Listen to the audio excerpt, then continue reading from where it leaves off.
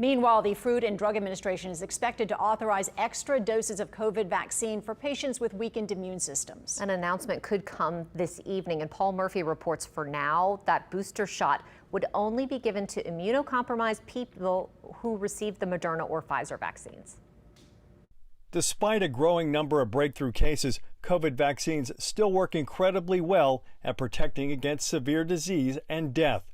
But doctors say people who have compromised immune systems need an additional dose to be protected against the virus. These are people who just have a difficult time mounting an antibody response to a vaccine.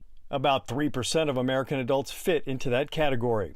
They include people with weaker systems due to certain medical treatments or organ transplants. They stay on lifelong immunosuppressive therapy to prevent rejection. So they will always have a blunted immune response and therefore high risk for these types of infections. Dr. Alfred Luke at the Tulane School of Medicine says studies show many transplant patients will develop COVID antibodies with the third dose, but some may not.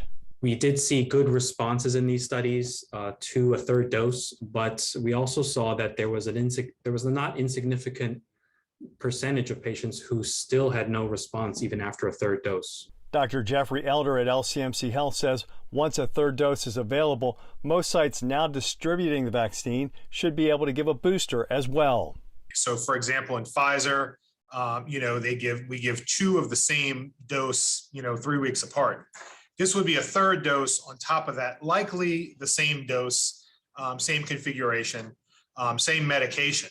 Dr. Elder predicts at some point everyone will likely get a COVID booster, much like we do with a yearly flu shot. This is the first part of that.